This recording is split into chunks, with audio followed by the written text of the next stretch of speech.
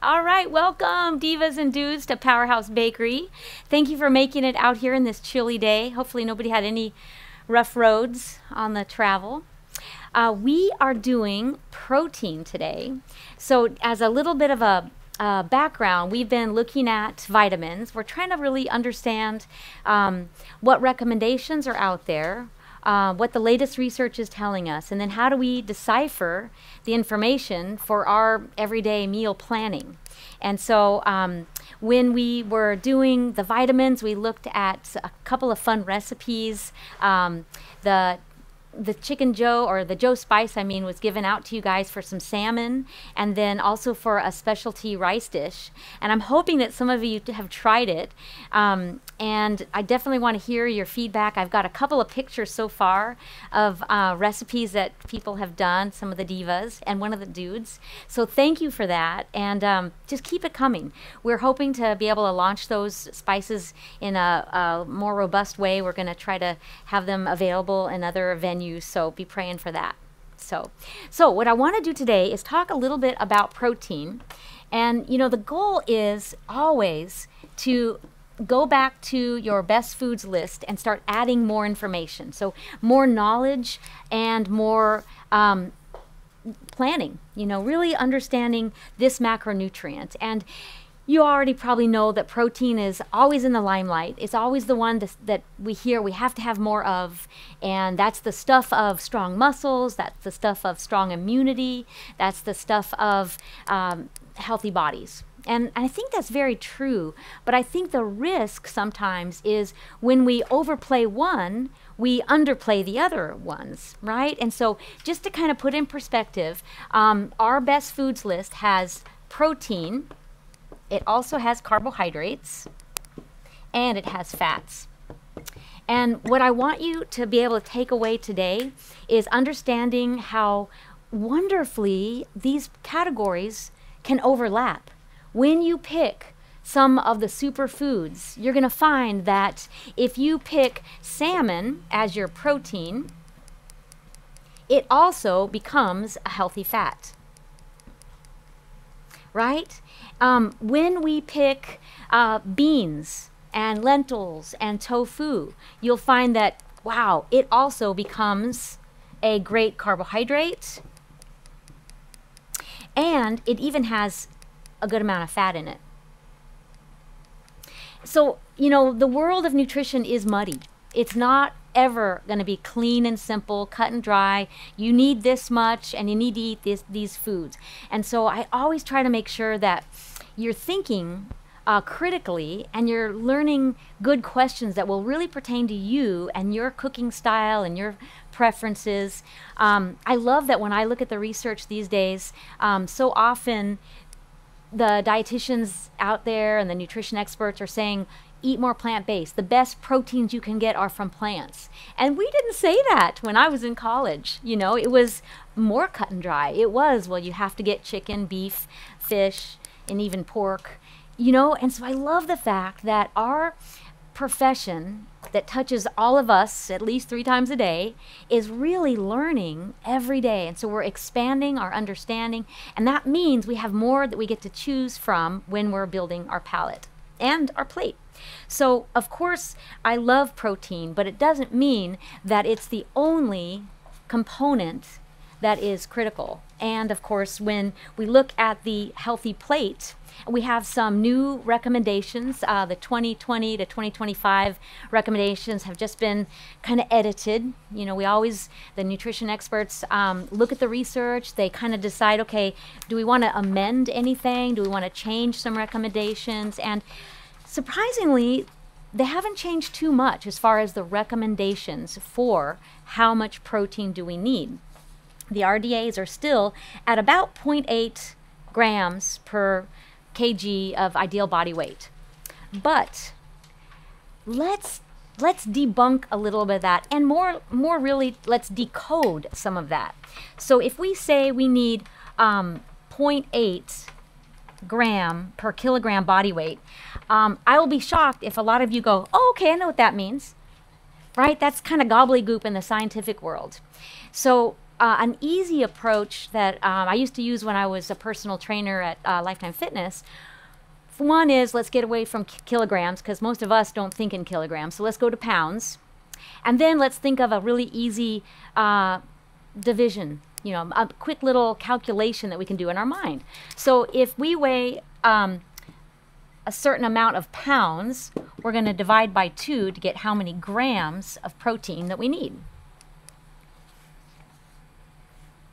So that gives us a number now to work with. We're still kind of like, oh, grams, what in the heck? Grams versus what is chicken? How much grams of protein are in my chicken? And this is where the restaurant world and the marketing teams of the smart food company, yeah, we're going to help think for the not so savvy consumer. We're going to tell them you need this protein supplement. You need to have this protein extra bar. And that's where it gets so muddy. And us enthusiasts of nutrition kind of succumb to that because, of course, we want to eat healthy and we know that protein's really important.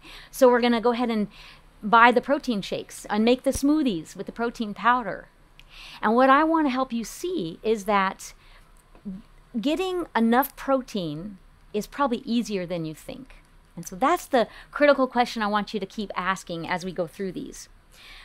So if we break down a little bit of what these terms look like, the RDA is the recommended daily allowance, and the dietary reference intake is similar, but really what we're looking at is replacing that term because really the goal is to ensure not only that we don't become deficient, but we want to ensure that we're getting enough for health and wellness. You know, we talked a lot about this when we were looking at the vitamins, and that was, gosh, we learned about scurvy and we learned about rickets, and how often do we see scurvy and rickets? And those were the diseases that a lot of the research was built around, you know. So how do we tell Americans how to avoid those diseases? And thank goodness we don't really see those very often. Same thing with protein. How do we know how to avoid deficient protein levels versus how do we get enough to have strong, active lives? So that's, I think, a really important component.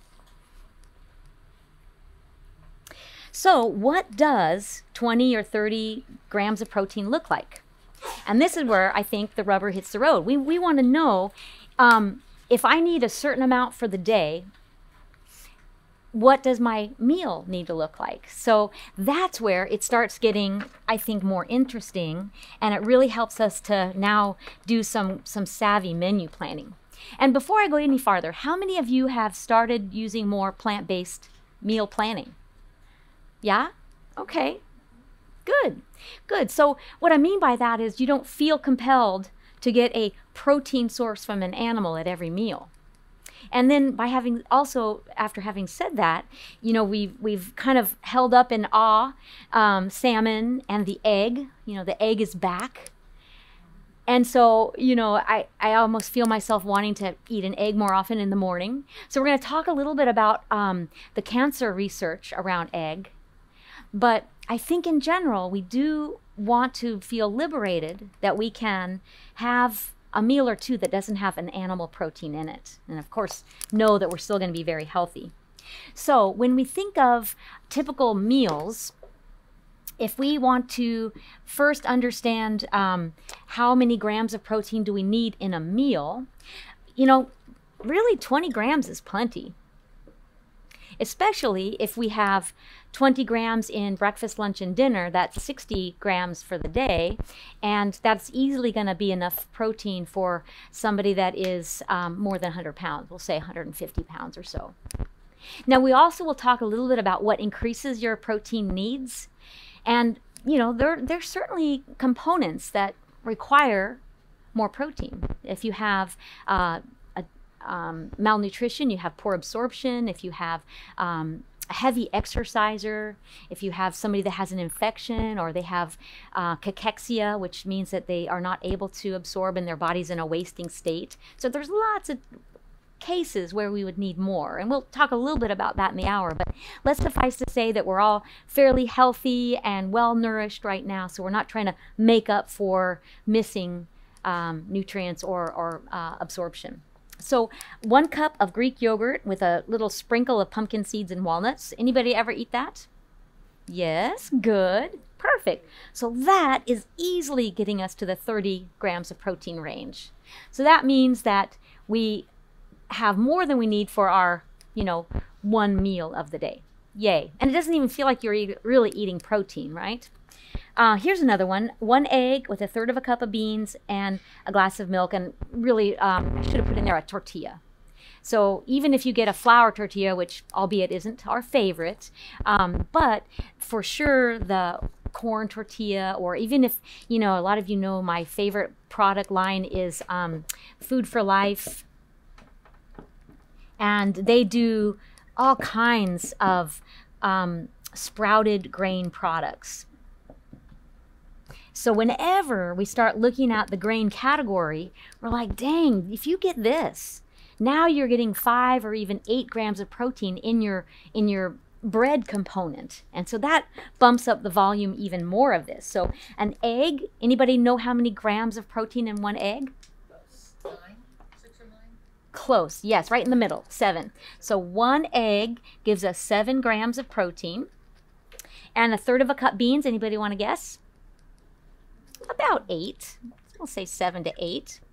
And then, of course, your glass of milk, 12.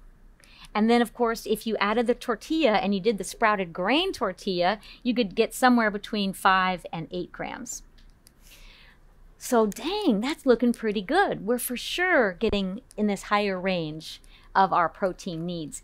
And the other part I love is, now let's hop back over to our memory of what makes our best foods list so awesome.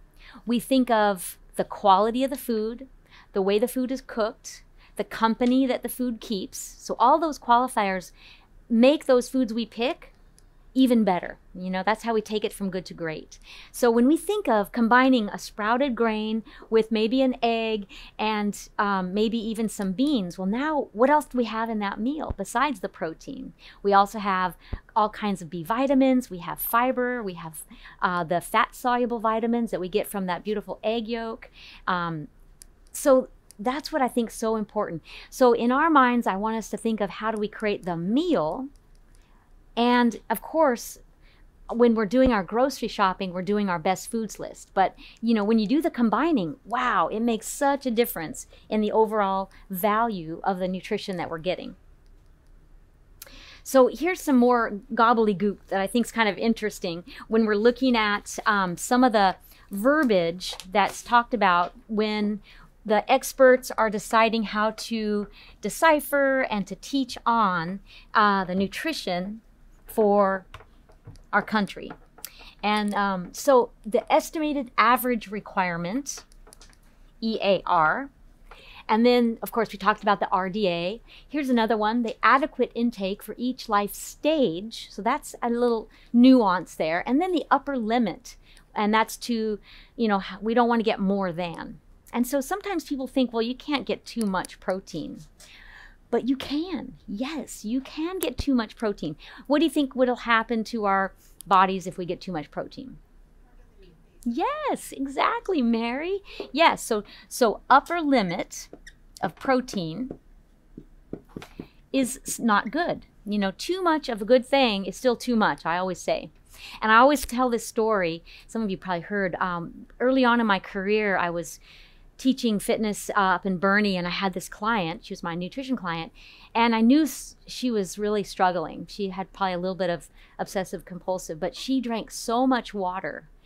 I don't even remember how many gallons, but it was so much water that she damaged her bladder. Chronic cystitis from too much water. And who would think you could possibly drink too much water? But you can. So I only tell that story and pray that she's okay, but because yes, you can do too much even of a good thing. So upper limit of protein, if we started having too much, of course, it's hard on your kidneys. And the other thing is that it will increase blood fats, because where do we normally get our protein foods? Well, they almost always come paired up with a fat. especially if we get it from an animal. So fat coming from beef and from pork and of our beautiful egg. And even if we got too much protein from plant foods, well, what comes with all the extra plant foods? Carbohydrates, right? And anytime you have too much of anything, you get calorie excess. And what happens when you have excess calories? Well, yes, then we have to start buying new clothes. Or we just stay in our stretchy clothes, right? Yeah, so this is a really important point, and that is that if you eat too much protein, your body is really good at breaking it down. We're going to pee out the nitrogen part. So there's our kidneys doing some work. Goes into the bladder and out into the toilet, right? Peeing it out. And then our body is so good at conserving that carbon backbone is going to go back to the liver and get repackaged. And guess where it goes? Into the chylomicrons, or actually in this case, it'll be in the cholesterol, and it gets transported to the body for fat storage. So absolutely, excess protein will turn into extra body fat. So excess calories always turn into fat storage. So, now we keep wanting to say, okay, well then how much do we need? And we'll go back to that idea of about a gram per pound. Divide that by half. So if I weigh 100 pounds, I'm going to divide it by half, 50, so I need 50 grams of protein. Each meal easily is going to get somewhere between 20, maybe 25 grams, even if you don't have one scrap of animal protein in it. So when we start building these meals, then we kind of want to know, well, how do we get the most bang for our buck? Picking the carbohydrates and the beans and all the yummy foods that also keep us satisfied so that we don't inadvertently overeat by thinking, okay, I have to have my protein, so I'm going to have my 8 blocks or 8 squares of cheese. I love it when people use cheese as their protein and can't figure out why their cholesterol went up. I'm doing all the right things. I'm getting my protein. And I do love my cheese, and it goes with wine. Oh, well, don't count that, right? And that's where the food pairing gets dangerous. As soon as you have 1 glass of wine and a couple blocks of squares of cheese, yeah, then you go to the block because the glass of wine says, oh, don't worry. You can have more protein from that cheese. So your guard is down, right? So important to know that excess of anything is still too much. So I put together this next little slide that I think is kind of fun, and it kind of helps us see, okay, what does protein do? So let's kind of break it down and understand why it's important. And then I also want to share with you one of these really cool components of protein that can kind of wear more than one hat. So stay tuned for that. As we go through this protein needs category, we know that we need protein to rebuild muscle and soft tissue. So build tissue. And of course, my son, who's in his early 20s, actually I have 2 sons. My older one is a total bodybuilder. Every time I see him, he's 6 foot, so he did not get my height. Thank you, Lord Jesus. He's so tall and handsome, and he's got huge muscles, and he eats so much protein, and I worry about him. And I say, you don't need to eat that much protein. And he's like, yes, I do. Look at my beautiful biceps. And I say, that's not from all the protein. Well, a little bit, but what do you think really helps build the tissue? Exercise, yes. I don't care how much protein you eat. If you sit on the couch, you will not build protein muscles. You will not build muscles that are strong, right? But without exercise. So you need this external stimulus of exercise. So when I used to work at Lifetime Fitness, and I was the nutrition coach, but I was also a personal trainer there. And for years, I worked there for over 7 years. And for years, I would have women that I tried to help train, and they would say, Suzanne, I don't know why I can't get my muscles to grow. I'm eating all this protein. And I would watch them work out, and they would be reading, and they would be doing this. Okay, I'm done. Right? Or they would do the exercise classes, and they would have so much fun socializing. And then I said, to really do this, of course you have to eat well, but you also have to suck wind, right? And I have a client right now, just this adorable gentleman, and he says, I've been riding my bike for 30 years, and he has kind of a belly. He's not a dude, so thank goodness he won't hear this. And he's been doing his bike riding for 30 years, and when I ran the bike teams for HEB, I had so many cyclists that were overweight, and they couldn't figure it out because they did, 100-mile bike rides, and they still had a really extra calories on their body. And it's because their bodies got so good at that activity that it was no longer hard. So in order to build strong muscles, you not only have to have the building blocks, so you have to have amino acids, but you also have to have enough total calories. So we get that. That part's easy. Yay, we get to eat.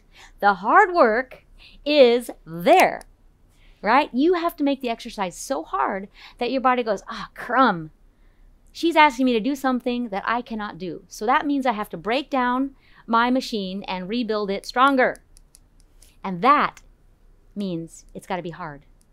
You've got to suck wind. And so when I used to do the metabolic testing at Lifetime Fitness, I'd have the people on the treadmill, and we're basically trying to find out at what heart rate does their body start burning all sugars. So this metabolic shift is where, it's hard. And you could totally see their jaw drop. Like all of a sudden, it's so hard that they can't talk. They can't say, 5 words in a row. They don't look happy anymore. What we call it is looking for the way out, because it's hurting. And that's where we have to be if we want our muscles to change from homeostasis, which is where we are. So if we're doing the same thing, we can't expect something different. And I mean, that seems so obvious, but it's so true. The human body does not want to build new tissue. You have to force it to. And just handing it over in a silver platter, a beautiful steak or 10 eggs or this or that is not going to do the trick. No, to build tissue, you have to push hard. Okay, so we know that it builds tissues, and we love that. And of course, not just muscle tissue. We need protein and those critical amino acids for building more red blood cells, for building connective tissue. So many rebuilding of tissue. So even in our stage of life where we're not doing a lot of growing, we're not maybe even training to have big biceps or run our first 5K, we still are having to rebuild and recreate tissues. And so it's super important. And don't forget that every time we build a strong muscle, we need to have a ligament that connects the bone to the bone, and then a tendon that connects the muscle to the bone, because muscles can't do anything without the bone to hold them in place. If you go to a chiropractor and you have them move bone, they're not going to stay in that place if the muscle that's rebuilt doesn't hold it in that spot. Okay? All right. So the next one is structure and function. And this one is so important because when we are thinking about our DNA, we're thinking about our bones, we're thinking about the neurochemistry, all of that is involved in structure and function. So whether it's babies or even just the fetus growing in the womb all the way to the last stages of life, structure and function. So our GI tract is so critical to have amino acids to rebuild the cell walls. Amino acids are so critical in maintaining hydration, because without those amino acids, they're like the carrier molecules. And so it's so critical that we have those carrier molecules that will bring nutrients and rebuild the structure of the cells. And of course, our organs and our tissues absolutely need to be rebuilt. Okay? And then we go to transportation. I mentioned that a little bit. Has anybody heard of the term leaky gut? That's a popular term right now, and it sells a lot of supplements. And it's sort of unfair to make it look like it really is a leaky gut. You know, that makes you feel like there's stuff falling out and you want to pick it up. In reality, what they're saying is that if you have your intestine, if you have an unhealthy intestine, there is not enough carrier molecules to transport the nutrients across the lumen and into the bloodstream. So it's not quite as strange as it seems. And we, over the last few weeks, have been talking about how important vitamins are for the health of the gut. And of course, amino acids are really important too. We have so many amino acids that we have to get from foods, but there's also a lot of those building blocks that our body can actually make. So when this system is broken down, then we have a hard time getting all those correct amino acids for transport. And again, the gut is super important. So that goes back to how critical it is that when we are creating our plate, we have to be thinking, what's going to be easiest on my gut? What's going to help nourish my gut? Because if I've got a problem with transporting the nutrients in, it doesn't matter how much I consume, it's not going to go into my bloodstream if there's a problem there. So a healthy gut is so critical for getting the nutrients into the bloodstream, and those amino acids are critical for that. Okay, same thing with the last one there, involved in creating enzymes, hormones, maintaining organ function. So again, amino acids are critical. So critical that the body has done a really good job making sure that not only can we make a lot of those amino acids required for hormones and enzyme systems, we also have a good group of amino acids that are really versatile. And those are called the branched chain amino acids. So you might have heard branched chain amino acids. This is just a group of, a couple of these are essential. But what's neat is the structure of these branched chain amino acids means that your body can pretty easily use these for energy. So even if you're eating plenty of protein, but your body isn't in the middle of making or rebuilding or transporting these branched chain amino acids, if they're not used for structure, they can be used for energy. So then you ask, gosh, okay, cool. Well, let's use some of these, because maybe they're not carbohydrates. Maybe they're gonna, help me lean up. So often, my athletes want a branched chain amino acid supplements because they think, well, sure, my body can choose whatever it needs. It won't go into fat this way, right? And so the idea is that, you've got more options. And that's sort of true. Where do we get branched chain amino acids? Primarily from dairy products. So cottage cheese, Greek yogurt. There's some in the whole grains.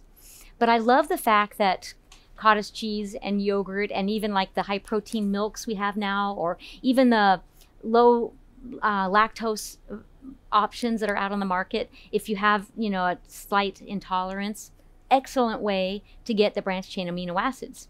Does this come in almond milk? No. No.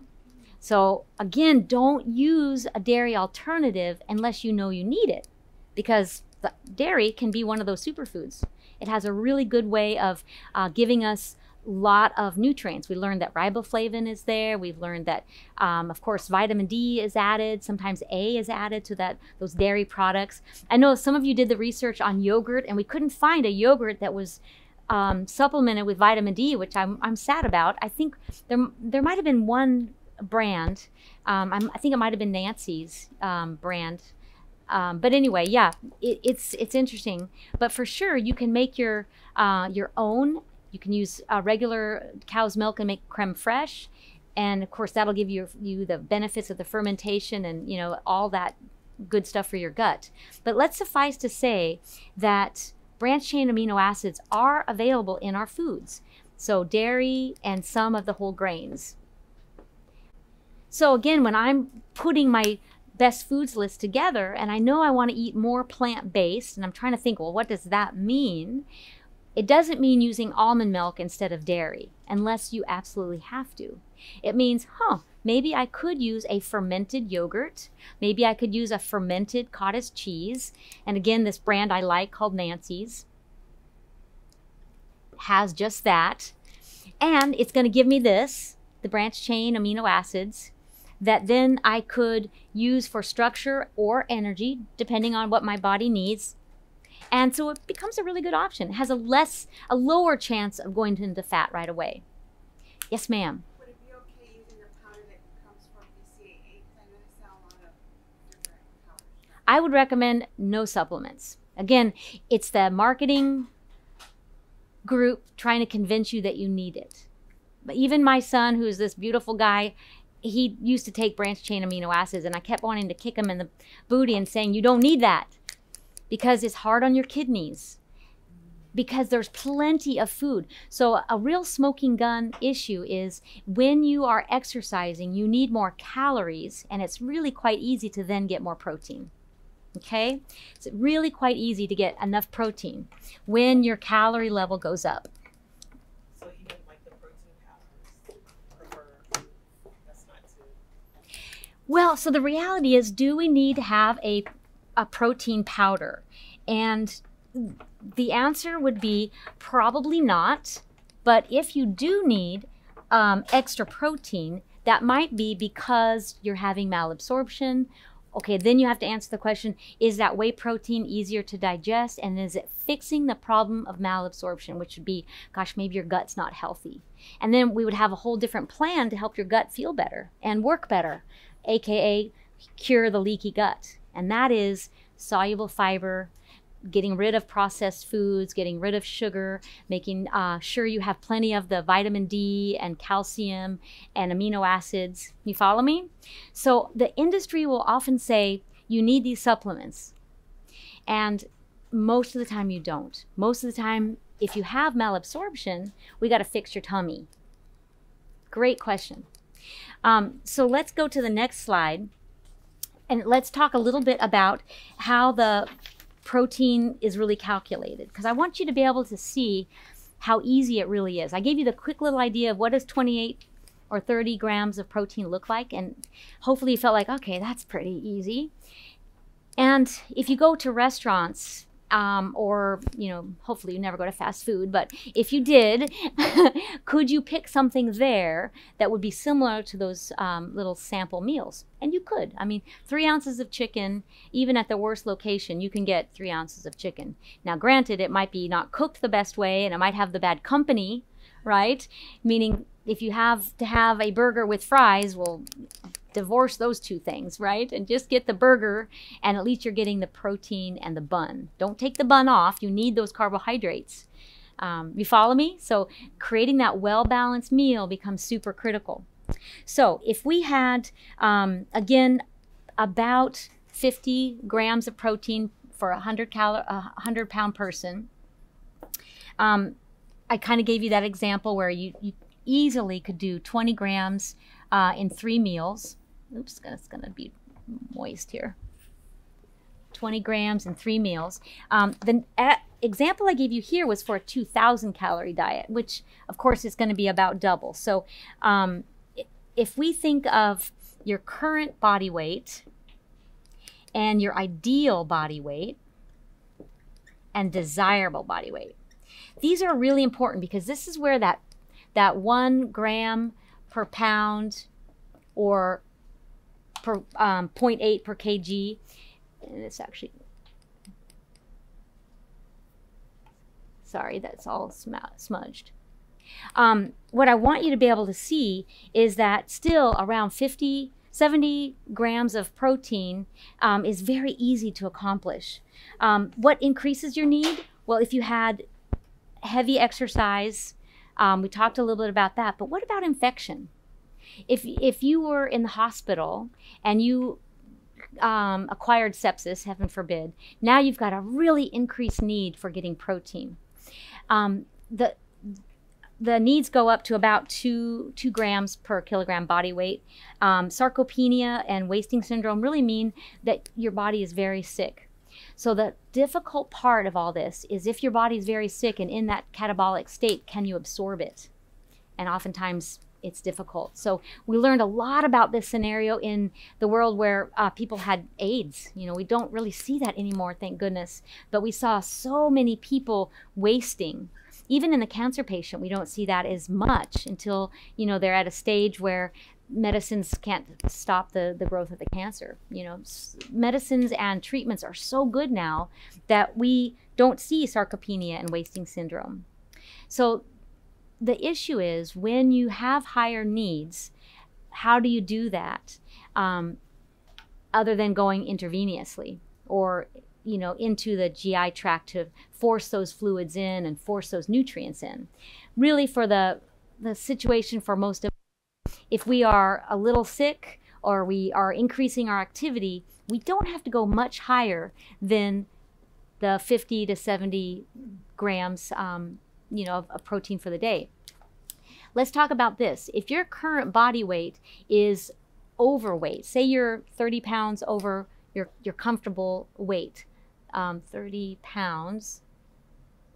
If I were to calculate how much protein you needed and you are 30 pounds over your ideal, am I going to accidentally give you too many calories and too much protein? Yes, right? Because the fat on somebody's body is not metabolically active. It's not going to use that energy and that protein. So ideal body weight is really going to be the most important. This is going to mean too much in our calculation. Ideal body weight might be just right. So if somebody is 20 pounds overweight and I calculate their protein needs on their ideal body weight, now we're probably going to get right back to this range between 50 and 70 grams. You follow me? And when I used to work at Lifetime Fitness, I would always get somebody that was overweight. You know, they're asking for help and they want to know what they should eat. And sometimes we'd even do a metabolic test on them. And the calculations based on algorithms would always give them somewhere in this range, and we'd really have to use our own best assumption to decide, well, what number should we give, you know, as far as protein. Because what else do you think is another big factor in all this? That is, what are you currently eating now? So super important. If you're eating 1,500 calories and you are seeing your weight gain is happening, you're above your ideal body weight, and you're sure you're following 1,500 calories. But I go to a calculation and I think, okay, well, to get to your ideal, we are going to need to give you a certain number of calories. And what if I calculate it to be 1,650 calories? Is that going to help them lose weight? No. It's like, whoops. Because we've figured out that they're already eating this and they are in positive energy balance.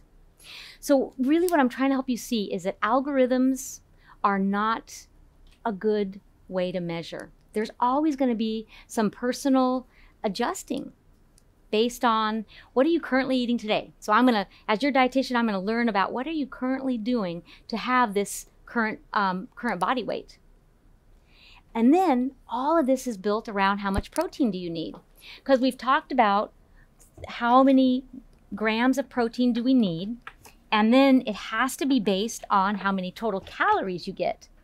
So if you've ever done a MyFitnessPal, it'll say, okay, so if you are 5 feet tall and you want to weigh 100 pounds, we need to subtract calories. So it gives you all these numbers, all the algorithm. The problem is people will underreport what they eat, right? And so then it's really hard to know, where do we start? Where do we start? So in general, if we have your protein should be 10 to maybe 30% of your calorie needs. And that's what I wrote up there. And we know that your calories are going to be dependent on your current body weight. So if your current body weight is above where you want to be, we have to subtract, right? That's our math. Current body weight or ideal body weight. So that's where we're going to decide how much protein we get. Is that making sense? Are you kind of seeing how the math depends on where your weight is and what are you trying to accomplish? Are you trying to gain weight or are you trying to lose weight? That'll help us determine how many calories you need, and then we always take a percentage of the calories as protein. Okay? Yes. So again, increased needs are going to be determined by whether or not you have an infection or you're sick or just healthy and trying to gain extra muscle mass and you need more calories to do that. Remember, you have to suck wind, so the only way to be able to work hard in your activity is have enough total calories, and that's going to pull the protein level up automatically. Okay, so the next slide is kind of a fun one. So this one is a beautiful picture of nuts. So I don't know if any of you had a chance to watch some of these epic movies, kind of documentaries, but one that's really fascinating to me has been out for several years now. It's called Game Changer. Anybody seen that one? Okay, put it in your homework. Definitely watch Game Changer. It's been out for several years, like I mentioned, and you can get it on, I believe, Netflix and Amazon Prime. But what it looked at was athletes really changing the whole game of how much protein do we need, but also where do we need the protein to come from. And so I have my beautiful nuts and seeds up there because what this story tells is how these top level athletes became stronger, faster, leaner by taking out animal protein. And that to me is a game changer because we think, well, in order to get the best protein, we have to have it come from an animal. Now, so often we watch the Olympics and we watch these beautiful athletes and we want to do what they're doing. So they're the trendsetters, right? And so it's really been an exciting trend that we're watching in the fitness industry, as well as high schoolers and lay people that watch these beautiful athletes perform and do their very best. And so what we're finding is that you can do so well with much less from an animal. And why? Because it's helping our gut absorb. So if our gut's doing better, now the amino acids that we do take in are going to be perfectly absorbed and transported, and we're going to be able to do repair and rebuild and make sure the structure and functions working great. Our heart and liver and kidneys are working optimally because our gut is healthier. And so I included this little recipe too, which I know you can't see too well, but I am gonna make for us. And so next time I get to see you, I'll have this. But this is a vegan frittata, and you know I am a frittata fan. So this one uses tofu, and it uses, all those little pictures in there is gonna be potatoes, and it uses squash, and I'll send you this recipe. Onions, but you can see all the little spices there. It's got some garlic, it's got salt and pepper, turmeric, tomatoes. But just hear me out. What they do is they process the tofu in a food processor. They saute the vegetables, they put it all together in a springform pan, and they bake it. This is exactly the kind of foods that the athletes were using in the Game Changer. These kinds of recipes. Tofu is an amazing product. It's so high in protein. And remember when I kind of mapped it out that it's a great overlap food because it also has carbohydrates and fats. So when you're using this as your protein, you also are getting healthy gut food, you're getting healthy fats, you're getting the amino acids that you need in order to build and repair and help your structure and function. So this beautiful little serving of a vegan frittata has no cholesterol in it. and it's got 15 grams of protein, and that's even before you added a salad. And of course, in any salad, I want you to add seeds and nuts. And so it really helps you see that this could be a great dish. And with practice, I think we can learn how to season the tofu in a way that, works. I think processing it in a food processor is really good because now you get away from the texture. Yeah. Yeah. And I think I shared with you a while ago, I went to a Thai food place and I got the tofu, and it was deep fried and then fried again. And it was so nasty I couldn't eat it. But that's because Americans that were running the Thai food restaurant didn't really know how to work with tofu. And when I get to see you guys again, I'm working on really learning how to ferment tofu, the edamame, so soybeans. We know that fermented tofu is called tempeh, and that's also very high in protein. I'm not sure if I wrote it on our notes or not, but it's so high in protein. Yeah, I didn't, but that's okay. So suffice to say that when you watch The Game Changer, you're going to see the kinds of things they're eating. And I love that it's so counterculture to what we are familiar with. Using lots of potatoes, using, of course, the veggies, and then learning how to find protein that overlaps in that carbohydrate category. It's really exciting. And gone are the days when we need a fancy snack that is paleo or quote unquote healthy. Instead, we use nuts and seeds. Absolutely fantastic. So the incredible edible egg. This one I think is important too because we're learning so much about all the other nutrients that come into an egg. So there's some research around eggs and their interaction with the cancer cell, and I don't know if you've been following any of this research, and a lot of it's inconclusive, so that I didn't really want to labor over the research with you on this, but suffice to say that when we look at choline and zeaxanthin, those are really important phytonutrients that are anti-cancer. There's also some other ingredients in eggs called arachidonic acid that we're fearful of, that we can look at this chemical in the egg and go, oh man, that's a bad chemical. Maybe that means eggs are bad. And then what I want us to do is to step back and look at zeaxanthin and choline and of course the essential fats and the protein that are in egg. So it's never going to be simple that there's a food that's cut and dry good, cut and dry bad. We have to decide a wide range. And what's good about the egg is all the research that I'm going through pretty much says that yes, it's got arachidonic acid. Yes, we know that's carcinogenic. It's not good for us. So if you don't overdo it and you have 1 or 2 eggs several times a week, that's still in agreement to be a safe amount. So I like that. That's tangible. That's something I can recommend because it's not an extreme. And then I think back on my sweet son who, wants 6 eggs every morning, and I cringe, and so I can only suggest so much to my sweet boy. Yes, and there's an egg shortage right now. Crazy that is. Well, and I included this beautiful picture. Let me fast forward here. Some of you got to do this beautiful recipe with us when we were with our beautiful Brenda, when she was my guest here at Powers Bakery.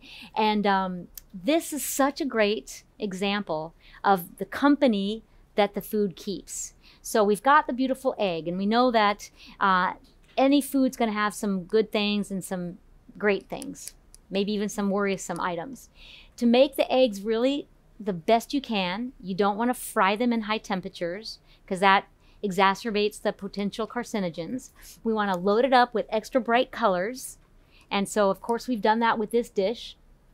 And we know that the selenium and the B12 are so rich in this dish that if there is some risk of this arachidonic acid, we're going to have plenty of phytochemicals to help combat any potential risk factors we have in that other chemical that we're not too sure about.